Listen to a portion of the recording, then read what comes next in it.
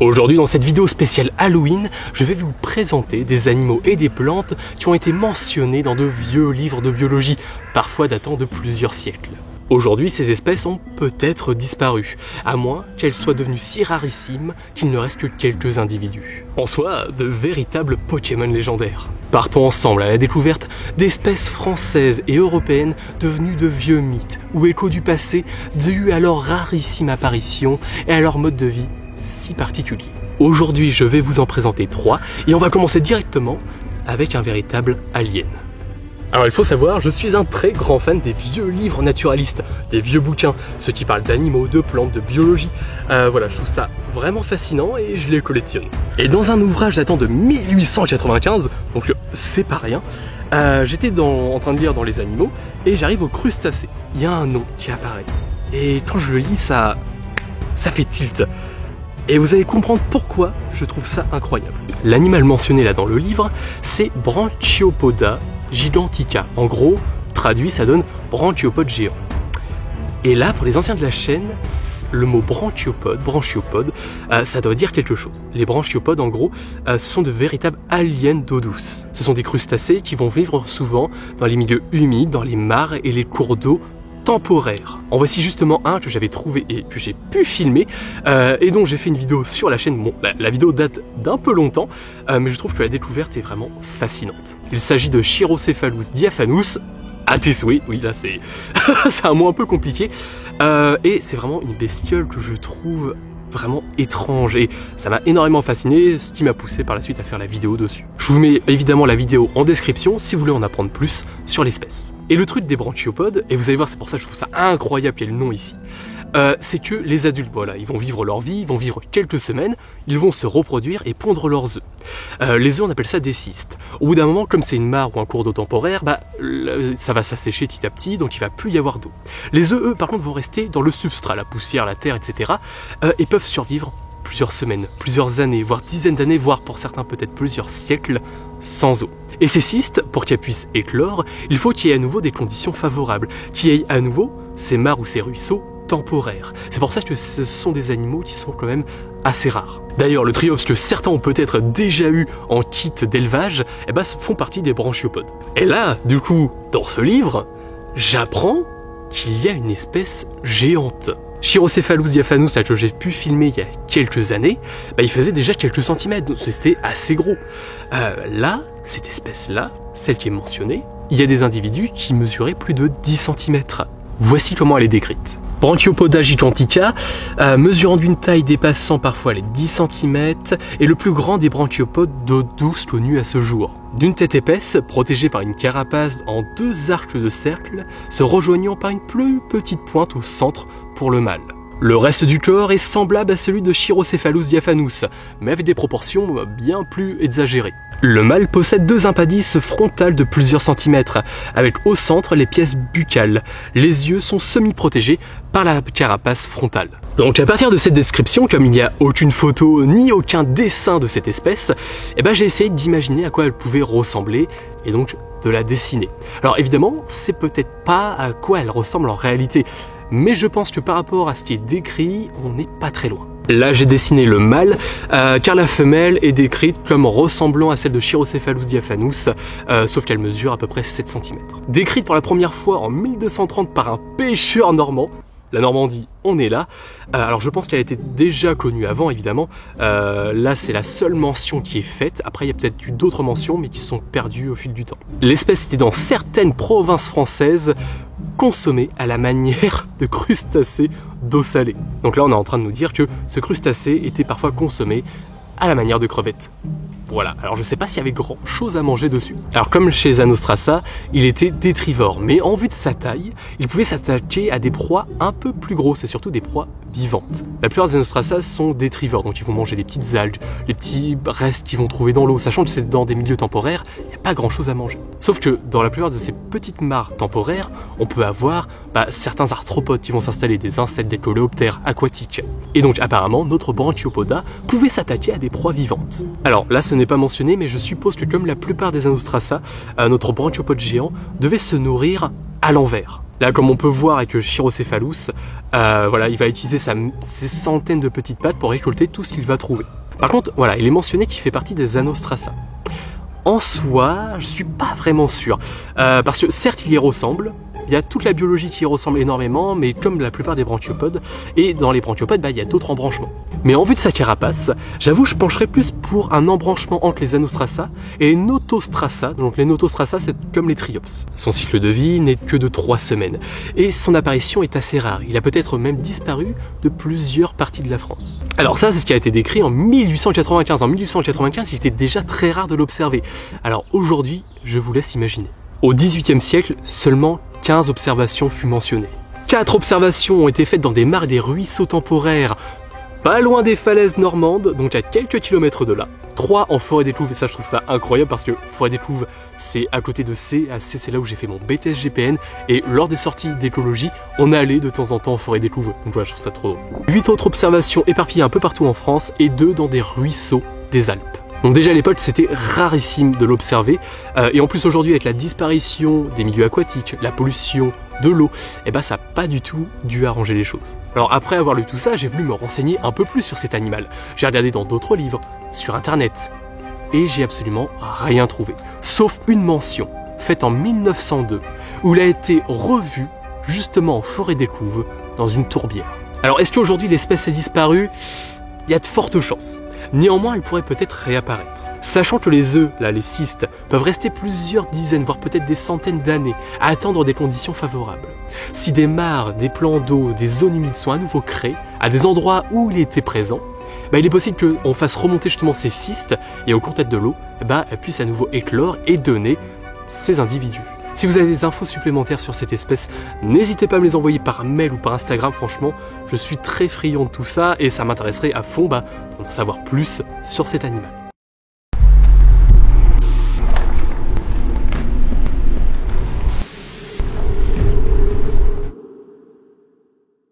Pour la deuxième espèce, on part sur de la botanique. Et vous allez voir, on va parler d'une plante dont le mode de vie, en tant que naturaliste, je trouve ça tellement fascinant. Je dis beaucoup de mots fascinants dans cette vidéo, mais vous allez comprendre pourquoi justement. Cette plante est décrite dans cet ouvrage datant de 1868. C'est peut-être le plus vieux ouvrage que j'ai. Et ce que je trouve un peu drôle, c'est qu'à l'époque, par exemple, les lichens étaient encore classés dans les plantes. Alors qu'aujourd'hui, on sait que non. Mais voilà, du coup, il y a pas mal de petites choses comme ça dans ce bouquin. Voilà, il n'y a personne qui trouve ça drôle. Le fait de voir ça, moi oui. Voilà, humour de naturaliste. Alors voici Hyacinthoide sanguinea, aussi appelée jacinthe sanglante. Ça tombe bien, c'est Halloween, c'est le bonjour. Alors, pareil, j'ai dû faire un dessin. Là, je vous en montre une petite partie. Vous allez voir pourquoi après. Et je pense, par rapport à ce qu'on va voir, qu'elle ne fait pas vraiment partie des jacinthes. De taille avoisinante 20 à 40 cm, cette cousine semblable à la jacinthe des bois, poussant sur des milieux calcaires dans les sous-bois, a l'étrange particularité de ne pousser qu'aux alentours d'ossements d'animaux. Ok, est-ce que vous commencez à comprendre pourquoi elle m'intrigue énormément? Néanmoins, contrairement à la jacinthe des bois, Hyacinthoide sanguinea, bon, on va l'appeler jacinthe des bois, ce sera plus rapide, la jacinthe des bois possède des feuilles semblables au ginkgo biloba, possédant en son centre un motif ovale centré d'un rond, tel une iris. Et ça tombe bien parce que j'aime bien dessiner des yeux. Et vous allez voir, il y a 2 choses qui font que cette plante est vraiment un Pokémon légendaire. Son cycle de vie n'étant que de 5 à 10 jours. Ses fleurs d'un rouge écarlate n'éclosent seulement qu'au coucher du soleil, restent ouvertes toute la nuit et se referment au premier rayon. Donc là, on a affaire à une plante dont les fleurs ne s'ouvrent que la nuit. Alors en soi, des plantes comme ça, en France, il y en a, même dans le monde, il y a plein d'espèces où les fleurs ne s'ouvrent que la nuit. Mais le fait qu'en plein jour, les fleurs se referment, font que, comme la plante n'est pas très grande non plus, ça doit être assez difficile de pouvoir la trouver. Alors là, c'est pas précisé, mais si elle éclot la nuit, si la fleur s'ouvre la nuit, je suppose qu'elle est pollinisée par des hétérocères, des papillons de nuit ou d'autres insectes nocturnes. Bon, depuis tout à l'heure, je vous cache le bas du dessin, et c'est pas pour rien. Voici ce qui est dit par la suite. Cette jacinthe a l'étrange capacité de faire partie des squelettophagos. Elle ne se développe seulement sur des restes d'ossements afin de pouvoir récupérer les sels minéraux ou autres nutriments nécessaires à son développement. Ok, maintenant vous comprenez pourquoi je trouve cette plante incroyable. Squelettophagos, ça veut dire littéralement mangeur de squelettes. Du coup pareil, j'ai essayé de dessiner par rapport à la description, mais peut-être que la plante évidemment, en vrai, elle est légèrement différente. Il semblerait que le ruissellement de l'eau sur des cadavres ou restes déclencherait la germinaison des graines à proximité. Elle étend une longue racine afin de pouvoir s'accrocher et se développer entièrement sur le reste, faisant rentrer ses racines dans les infrastructures. Alors évidemment, pour un naturaliste, une plante qui se développe seulement sur les ossements, c'est un truc de fou furieux. Alors j'ai commencé à chercher d'autres informations, dans d'autres livres, sur internet, et j'ai rien trouvé. Sauf une liste, donc dans un vieux livre aussi, une liste de la répartition de cette espèce en France datant de 1760. Alors du coup, en regardant un peu tous les lieux, j'ai remarqué une chose, déjà c'était tout le temps sur sol calcaire, comme dit dans le livre, mais surtout aux endroits où il y avait des stations de jacinthe des bois. Donc il semble du coup qu'elle pousse au niveau des stations de jacinthe des bois, ce qui veut dire qu'il faut aussi tout le cortège qu'il y a autour potentiellement. Donc il faut des chênaies assez vieilles, donc les chênaies c'est dans un endroit où il y a beaucoup de chênes, des haies pareil assez vieilles. Donc voilà, c'est des choses qu'on trouve de moins en moins en forêt française. Et ce qui m'a complètement cassé le crâne, c'est que justement, une de ces anciennes stations, c'est ici. Ce bois-là, dont je me promène depuis, depuis un bail, vraiment, ça fait au moins 18 ans que je m'y promène, dans lequel j'ai tourné la plupart de mes vidéos. Situé, petit bois situé en Seine-Maritime, près de l'île Bonne-Gruchet, le Valas, Bolbec, toute cette petite zone-là, c'était une station, mais c'est peut-être encore une station de cette plante. Alors du coup, j'ai continué à fouiller, à chercher des informations sur cette plante. J'ai quasiment rien trouvé. Seulement quelques légendes. Pour les Celtes, cette plante était sacrée. Elle représentait la renaissance et la vie éternelle. Bon, on comprend pourquoi. Par contre, au Moyen-Âge, sa popularité a énormément dégringolé. Dû au fait que ses fleurs étaient de couleur rouge et qu'elles ne s'ouvraient que la nuit, c'est une plante qui a été associée au diable, aux sorcières, et c'est devenu une plante maudite. Une des dernières mentions de cette plante date de 1949, donc bien plus récent quand même si c'est bon, ça commence à dater, lors d'un recensement botanique fait près d'une plage que je connais très bien, les Petites Dalles. Et du coup, là j'ai mon bois de chevreuil parce que justement, la plante avait été trouvée en train de pousser sur un bois de chevreuil. Parce que oui, un bois de chevreuil, c'est un os. Et depuis cette date, c'est comme si elle avait complètement disparu des registres. On n'en entend plus parler. Alors, est-ce que cette plante s'est éteinte à l'état sauvage? Ça, je pense pas. Néanmoins, elle est sûrement devenue rarissime. Sachant que son mode de vie est vraiment très très court pour une plante. Il faut en plus des conditions très particulières pour qu'elle puisse pousser. Et en pleine journée, on ne voit pas ses fleurs. Et donc, parmi toutes les jacinthes des bois, c'est assez difficile à trouver. Et en plus, on n'a pas de date de sa floraison. Et je suppose que ça doit être comme la plupart des jacinthes des bois quand même. Mais voilà, on manque d'informations. Donc personnellement, je vais continuer à me balader dans ce bois. En plus des ossements, des crânes, et j'en trouve assez souvent, vous pouvez le voir souvent en vidéo. Si vous avez des informations supplémentaires sur cette espèce, n'hésitez pas à m'envoyer pareil que pour l'autre, sur Instagram ou par mail. Et maintenant, on s'attaque à la troisième espèce.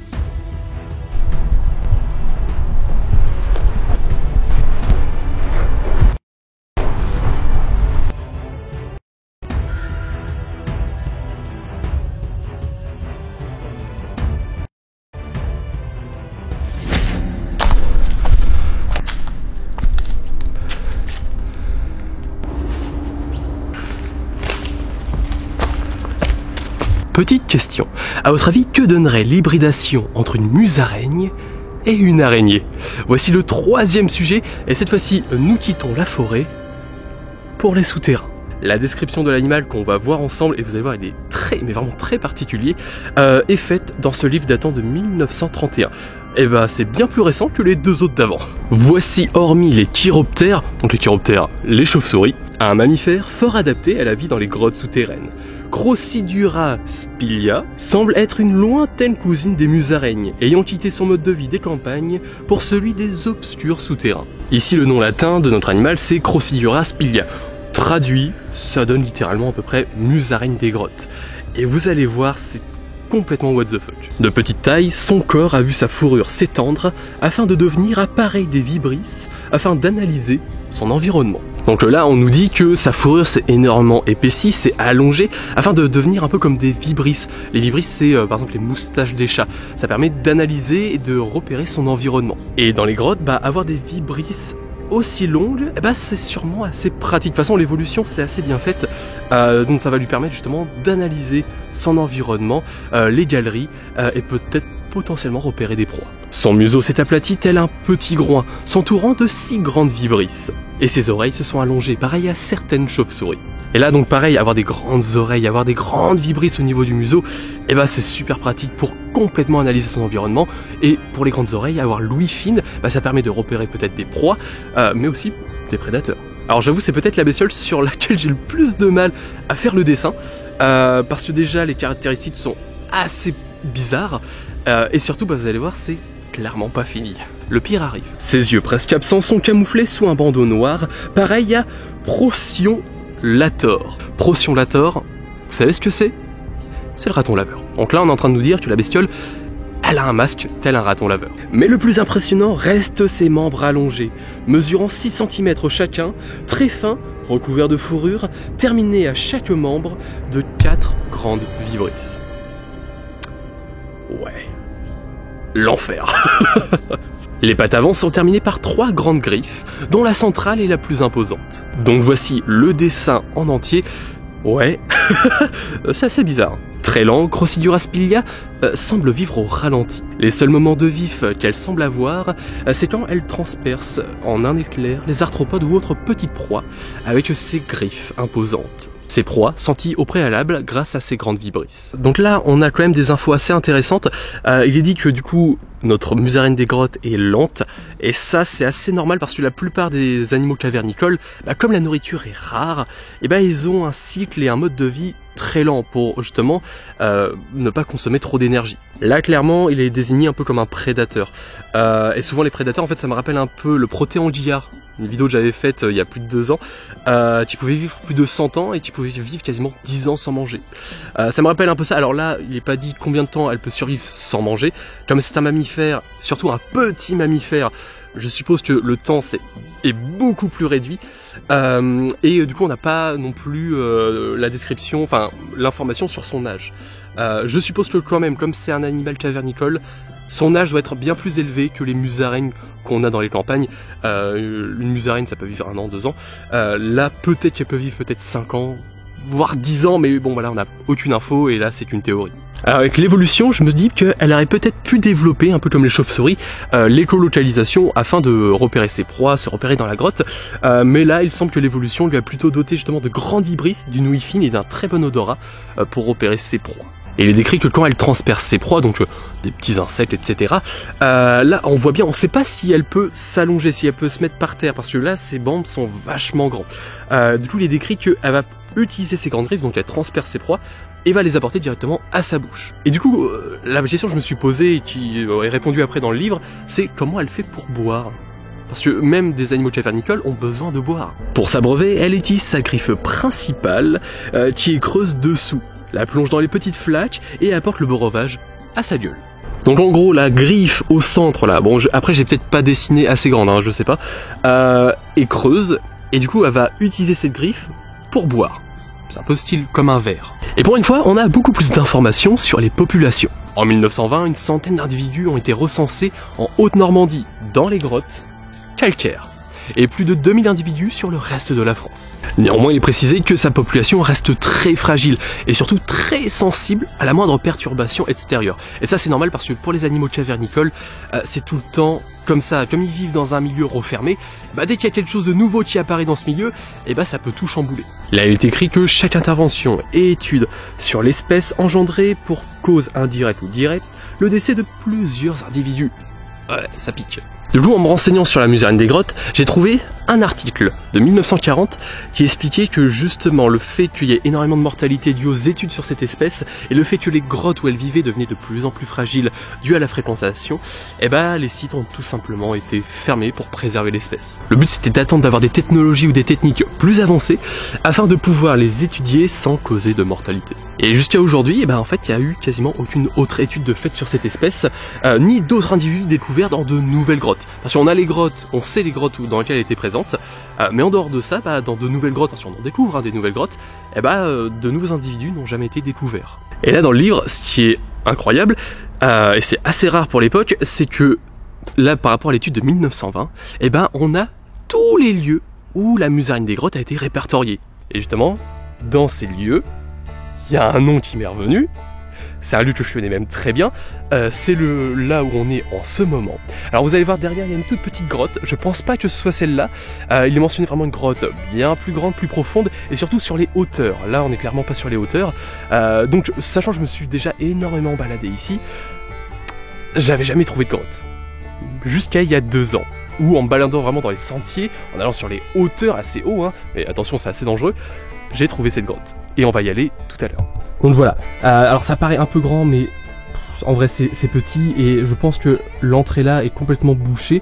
Après en dessous de nous là, c'est un énorme gruyère.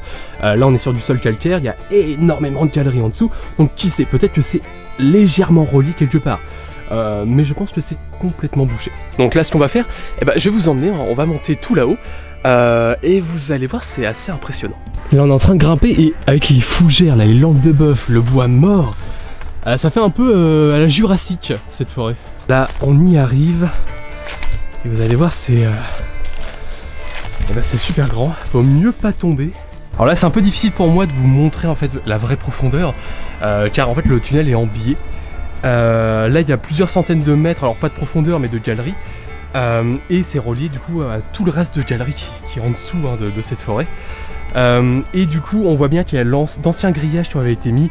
Donc c'est le grillage quand ils avaient fermé, parce que tout simplement déjà premièrement c'est ultra dangereux. Et aussi du coup pour éviter que les gens descendent dedans.